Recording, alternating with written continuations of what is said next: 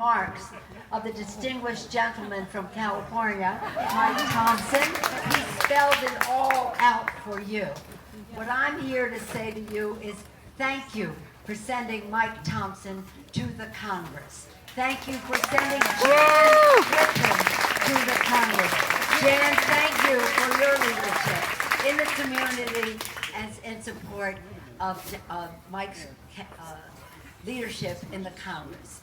Mike, you know, we take, I just will say this one thought to you, we take an oath of office, all of us, and many of you here in your capacity, to protect and defend the Constitution, American people, the safety of our people. And nobody has it down better than Mike Thompson. He did this in the military, in his service in the military, to protect our country. He does it as the chair of our task force for gun violence prevention, to make communities safer. He does it in his support of our first responders. I know he has one in the family. There are other first responders are here as well. He does it to support and protect the rights to bargain collectively of our friends in organized labor. He fights for access to health care as a right, not a privilege for a few in our country. From his committee, he is fighting for fairness as we go forward in addressing the tax unfairness in our country. The list goes on and on. And the respect that Mike commands in the Congress just grows and grows. Everything he said to you here, we hear that from him one way or another almost every day in the Congress, because he is a fighter. He is a fighter. He recognized that you all have seen the urgency that the November election brought to us.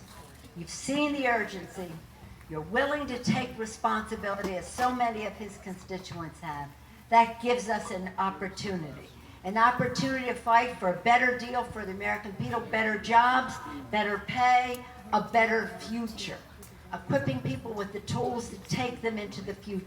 So let's stay focused on that and ignore the tweets that are coming out of the White House, because that's what he wants us to do, to pay attention to him. But we are paying attention to the American people. And remember this, as miserable as he is, we don't agonize, we organize. We intend to do that, to win the election for a better deal for the American people. And I thank you for all of your offers of help. Typical of Mike, he has some of our stars in the Congress here. You will hear from someone we're very proud of, a leading Californian in the Congress, Adam Schiff, in a few moments. And you will they shared time together on the Intelligence Committee. I just found out they were roommates in the state legislature. I didn't know about that. But nonetheless, they have a great deal of respect for what they all bring in terms of leadership and public service. Typical of Michael, he has a member of Congress, Stephanie Murphy, who is here from the state of Florida, in her 30s, a millennial, who is the future leader in the Congress, Stephanie Murphy, and I hope you get a chance to meet her. He mentioned Alyssa Plotkin as well. So Mike is always thinking to the future. But you should be very, very proud, as I know you are. We come here together, as I say, in the beginning of the summer, my kids always ask, when is the Mike Thompson's pasta feed? They're going to plan their visit to California around it. It's become a family tradition for so many of us, because that's what Mike is about, the family of this community, the family of America. But my friends, we're at a tipping point. This is a very important point in the history of our country. Because of you, we have such optimism and we have such hope that we can go to a better place. As I say, a better deal, better jobs, better pay, a better future. A person who will be instrumental in all of that is the great leader that you continue to send to the Congress of the United States. On behalf of my colleagues, my constituents, indeed, person who works across the aisle. Mike works with Democrats and Republicans, respected across the aisle, across the Capitol, a person who is considered a great leader, springing right from this community. Take pride in this great leader, Mike Thompson. It's an honor for me to extend these greetings. Thank you all very much. Are you ready for victory? Are you ready to organize, not agonize? Are you ready to put Mike Thompson into the majority in the Congress of the United States? I thought you were. I yield back to Mike Thompson.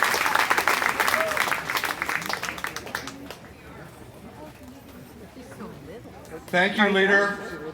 She's great. She works so hard for everybody 24/7, not only in Washington, but across the country. Nancy, thank you for all that you do. And thanks for bringing your family to our little family event. Okay, Nancy didn't know that Adam and I were roommates. I didn't know that Nancy wasn't going to introduce Adam. So we're even. But I have the great pleasure. Adam is absolutely wonderful. As I said, we served together in the state legislature. We roomed together for a session of the legislature. And then when Adam decided it was time to run for Congress, I'm privileged to be able to say that I was one of the first people to support Adam. I got him some support from a very critical group inside the Congress who thought maybe his opponent wasn't that bad of a guy. I knew his opponent very well, and he was that bad of a guy. But more important, it's not enough just to have a bad guy. You got to have a great guy to run against him, someone who really brings something to the institution of representative government, and that's Adam Schiff. He has a sterling background, a former federal prosecutor, tuned up his skills in the state legislature, came to Congress, and then I was really fortunate to be able to serve with him on the Intelligence Committee. I think we were on there for 3 years or 4 years together, and it was clear the moment he came on that he was a star. We've traveled to other countries together on Intelligence Committee business, and in the field he was great, in the committee hearing room he was great, and when he became the ranking member of the House Committee on Intelligence, I said, yes, this is the guy. He's smart, he's got a good heart, he's got a great soul, he knows what he's doing, and he's going to be great not only for the committee, not only for the Democrats, he's going to be great for the United States of America. And it is such an honor for me to have him here in my hometown at this event with my family and friends. Please, a warm welcome to Adam Schiff.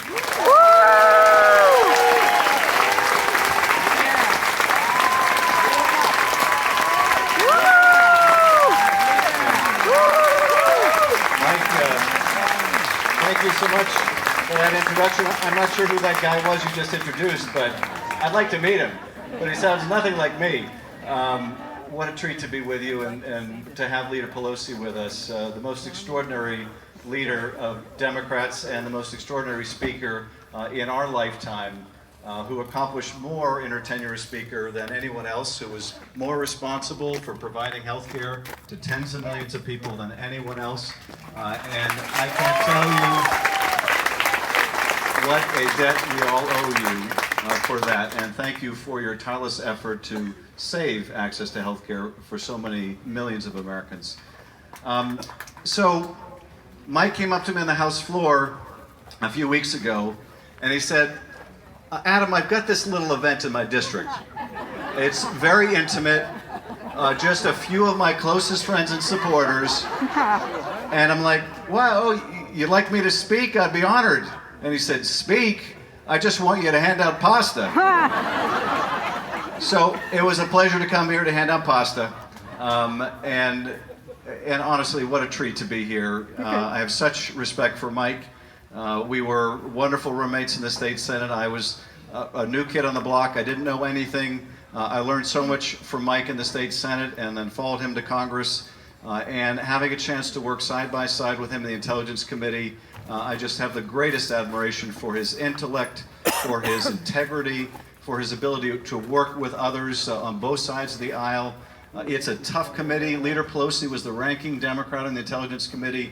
No one knows more about the operations of our intelligence agencies than our leader does. But I'll tell you, we meet 3 floors below the Capitol in a bunker with no windows, where the news is bad all the time. It basically falls in 3 categories. These people want to kill you. These other people, they want to kill you.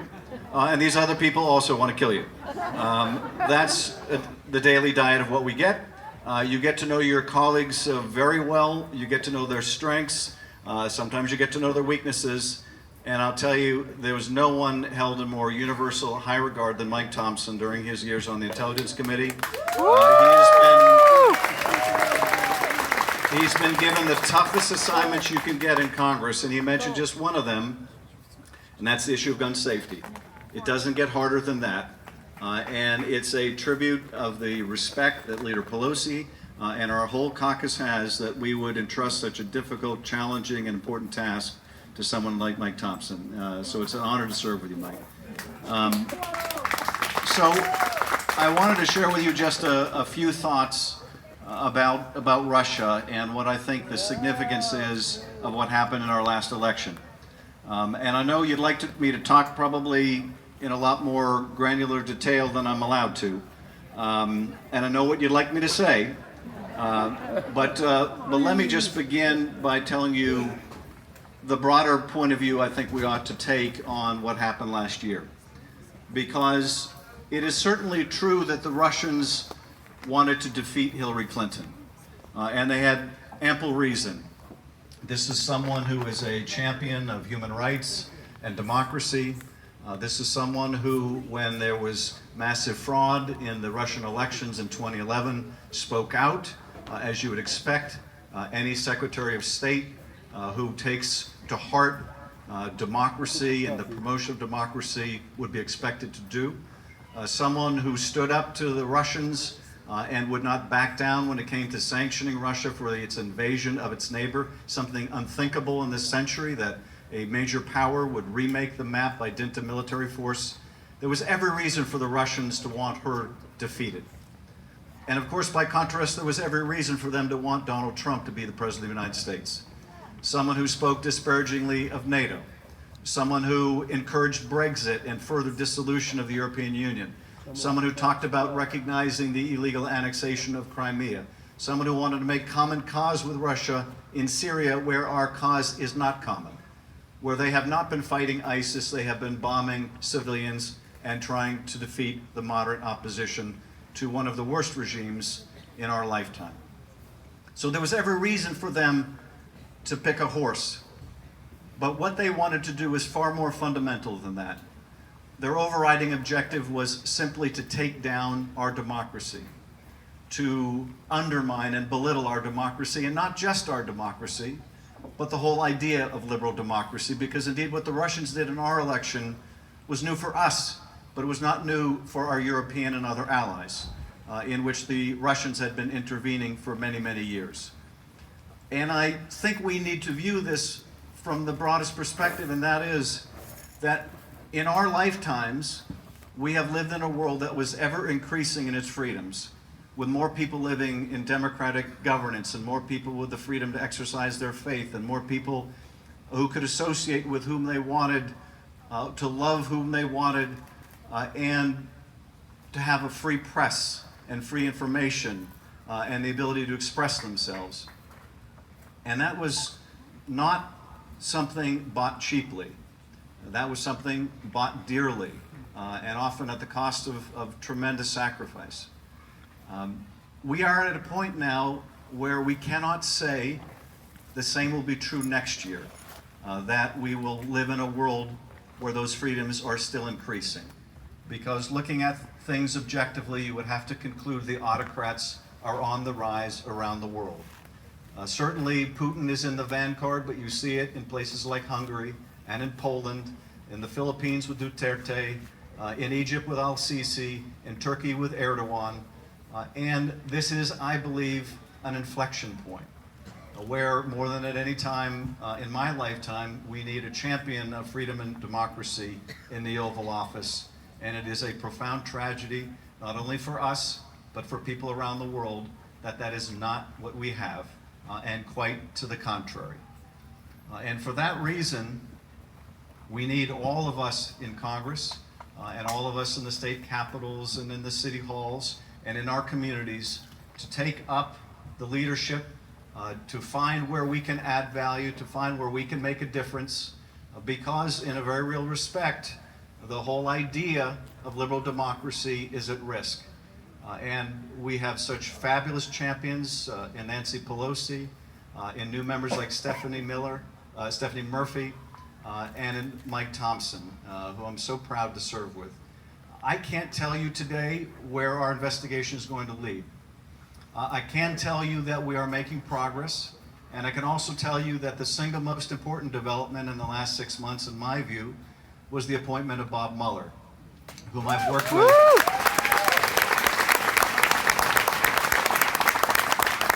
Who I had the privilege to work with when he was the director of the FBI, and he is someone of unimpeachable integrity, someone who is quite brilliant, has tremendous dedication to the law, and who has assembled a phenomenal team. And I have every confidence that he will do his job, and that we can be confident in the results that he reaches, whatever the results may be. Now, I do want to say this before I wrap up, because I know there's a lot of confusion about what is his job and what is the job of Congress here. It's Bob Mueller's job to tell the American people whether a crime has been committed and to prosecute individuals who have broken the law. If he concludes that either no crime has been committed or that he cannot prove it beyond a reasonable doubt, we are unlikely to hear anything from Bob Mueller. It's the job of Congress to give the country a full accounting, whether the proof amounts to beyond a reasonable doubt or it does not, on a whole range of issues, on the Russians' actions in the cyber field, their hacking operations, on the Russians' use of paid social media trolls and bots to influence the stories that we would read and what would rise to the top of our social media feed, whether there was the help of U.S. persons who acted in collusion with the Russians, whether there is any form of what the Russians call compromise that can be used to exercise influence over our president. It's our job to make an accounting to the American people, and we're going to make every effort to do so. And we are fortunate to have very strong and smart leadership like Nancy Pelosi to make sure that we in the minority have every resource to do our job and to follow it through to completion. And that if we meet any obstacle, that we make the case to the American people why we are not being permitted to do the work that we need. So that's the work we're embarked upon. I do think it is extraordinarily important. And I want to just end on this. And this gets to what Mike was saying about your activism and that of millions of people around the country, showing up in town halls in numbers we have never seen before, and in the streets, and many of whom still ask, does it really make a difference? Does it really make a difference if I'm on the phone, or I'm sending emails, or I'm showing up, or I'm marching, particularly in a blue state like California? Well, let me tell you, it makes a huge difference. If it wasn't for your activism and that of millions of others, the health care of tens of millions of people would be gone. That is without question. And there's no telling and no minimizing. Yes, please, you deserve a lot of applause for that. And what ought to give you hope, because it gives me hope, is the fact that so many millions who have never become active are active now and engaged in the first time and are speaking out and are saying what this president represents, what this administration represents, is not what America represents, is so important. And it's having an impact. And the biggest impact of all, the best check and balance we can have, is if we have the House of Representatives in Democratic hands. You know your job. Let's do it. Thank you, and God bless.